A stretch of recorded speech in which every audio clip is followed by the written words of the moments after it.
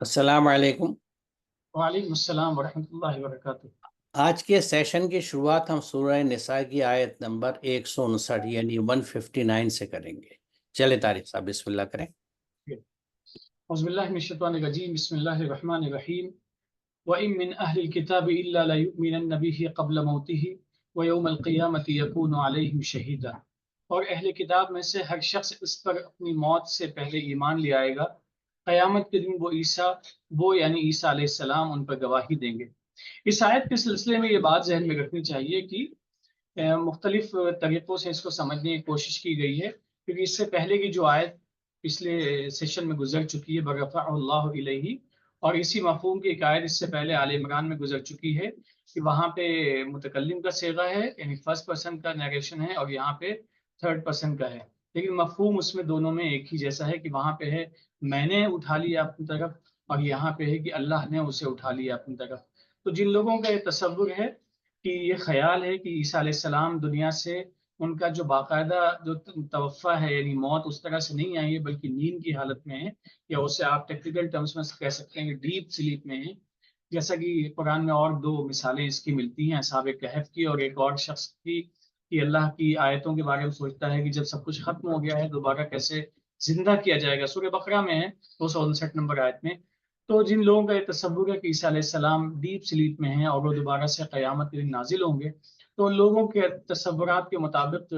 فہم کے مطابق اس آیت کا مطلب یہ ہے کہ عیسیٰ علیہ السلام جب آئیں گے تو اس وقت جتنے بھی اہل کتاب موجود ہوں گے جو کسی بھی صورت میں ان کی باتوں سے ادھر ادھر ہو چکے ہوں گے، لیکن جزوی طور پہ بھی اگر وہ ماننے والے ہوں گے، تو بہر صورت وہ سب عیسیٰ علیہ السلام کی آمد پر یقین کریں گے اور ان کی امامت پر یقین کریں گے، ان کو اپنا امام مانیں گے۔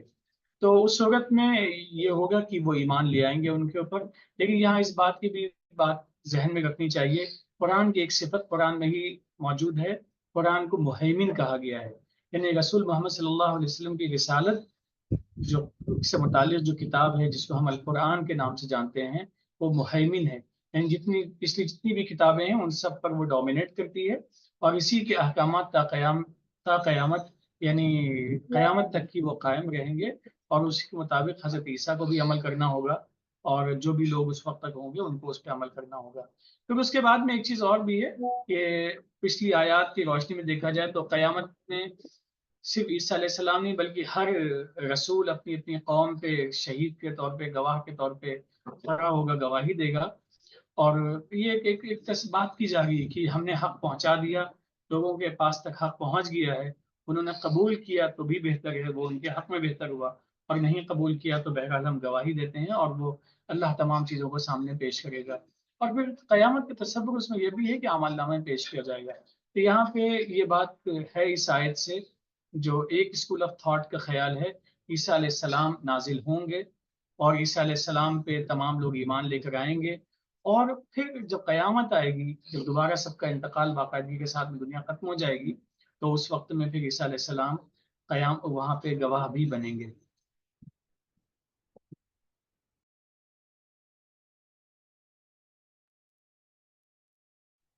دیکھیے اس میں اپنی بات شروع کروں گا حضرت عیسیٰ کی گواہی سے، اور اس کے لیے میں کچھ آیتیں یہاں شیئر کروں گا جو ہمیں اس طرف بتاتی ہیں کہ یہ گواہی کی تفصیلیں حضرت عیسیٰ کس بات کی گواہی دیں گے۔ اور جب اللہ پوچھے گا کہ اے عیسیٰ ابن مریم، کیا تم نے لوگوں سے کہا تھا کہ مجھ کو اور میری ماں کو خدا کے سوا معبود بنا لو؟ وہ جواب دیں گے کہ تو پاک ہے، میرا یہ کام نہ تھا کہ میں وہ بات کہوں جس کا مجھے کوئی حق نہیں، اگر میں نے یہ کہا ہوگا تو تجھ کو ضرور معلوم ہوگا۔ میں نے انہیں نہیں کہا مگر صرف وہ جس کا تو نے مجھے حکم دیا۔ اب یہ گواہی ہو رہی ہے، کیا حکم دیا؟ کہ تم اللہ کی بندگی کرو جو میرا اور تمہارا رب ہے، اور میں جب تک ان میں رہا ان پر گواہ تھا، پھر جب تو نے مجھے وفات دے دی یعنی موت دے دی تو ان پر تو نگراں تھا اور تو ہر چیز پر گواہ ہے۔ تو آپ کی جو گواہی ہوگی وہ اپنے قوم کے اس تعلق سے ہوگی، کیونکہ جنہوں نے آپ کو خدا مانا یا خدا کا بیٹا مانا یا جو بھی تصورات پائے جاتے ہیں جن کے ویریشنز ہیں کہیں کہیں پہ اور بھی، لیکن اللہ سے ہٹ کے تو اس کے لیے حضرت عیسیٰ یہ گواہی دیتے ہیں کہ میں جب تک ان میں تھا میں اس کا نگراں رہا، اور جب تو نے مجھے وفات دے دی، یعنی میری زندگی مکمل کر دی، تکمیل ہو گئی، تو پھر اس کے بعد تو اس بات کو جانتا ہے۔ یہاں جو بات جیسے ابھی طارق صاحب ذکر کر رہے تھے کہ اللہ کی طرف بلند کرنا یا اٹھانے کی بات، اس کے لیے پچھلے سیشن میں بھی زائد کا ذکر کیا تھا کہ یہ حضرت ادریس کے تعلق سے یہ بات ہے، کیونکہ یہ جو بلندی ہے یہ انسان کے کردار کی اور اس مرتبے کی ہوتی ہے جس پہ نبی موجود ہوتے ہیں، وہ جو آپ یوں کہہ لیجئے کہ وہ اسپیشل گروپ متقیوں کا جس میں رسول ہوں گے، ان سب کے تعلق سے۔ اور اس میں ایک بات اور بھی ذکر کری تھی پچھلے سیشن میں کہ یہ اللہ کی طرف جانے یا اٹھانے کی بات جو ہے یہ عموماً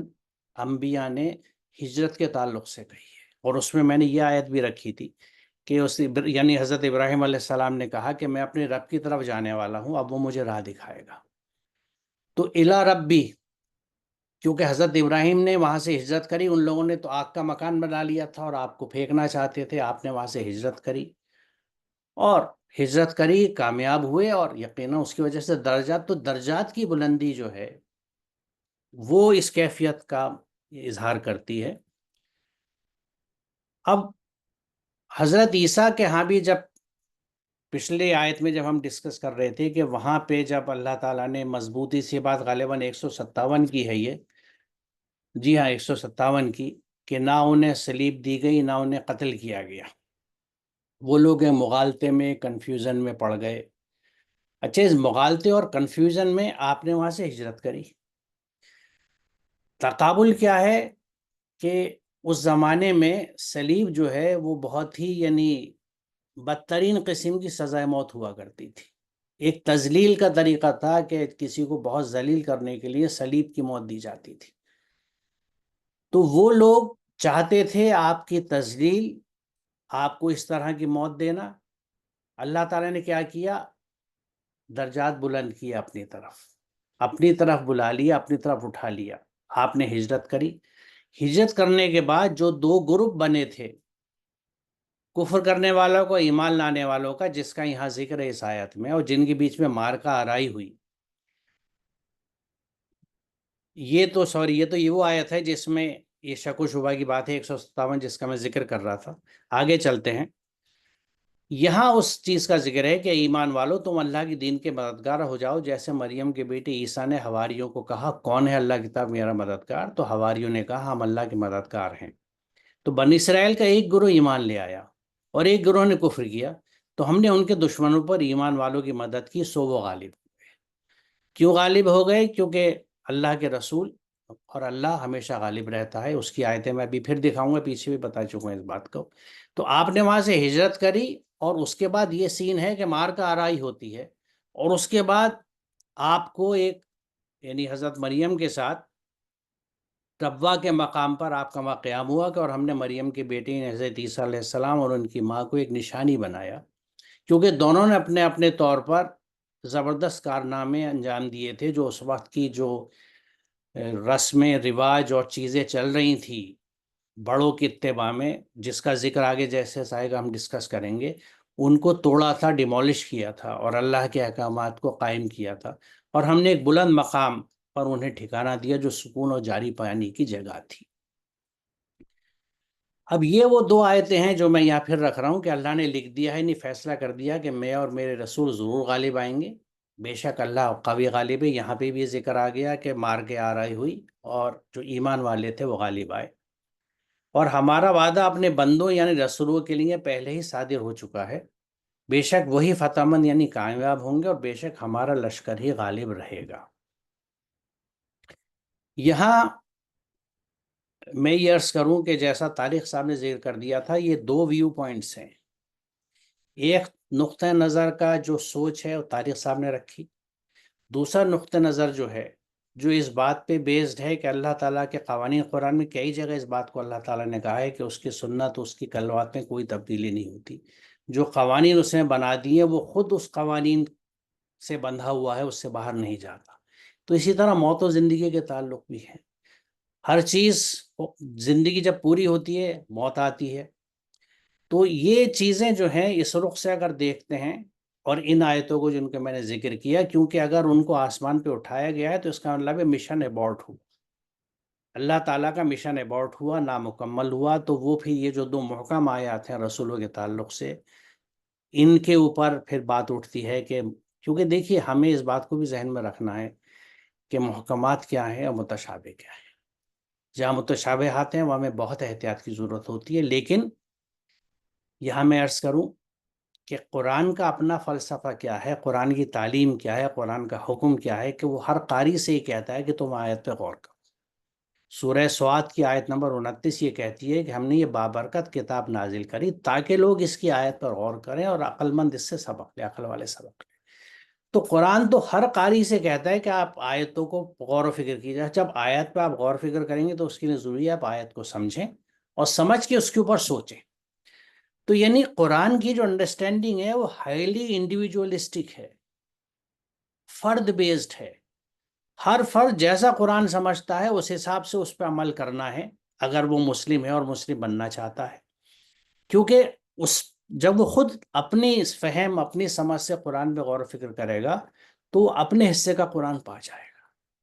اور اس میں پھر وہ اپنی سمجھ کے حساب سے جو عمل کرتا ہے اس کا حساب اسے اللہ کیا دینا ہوتا ہے.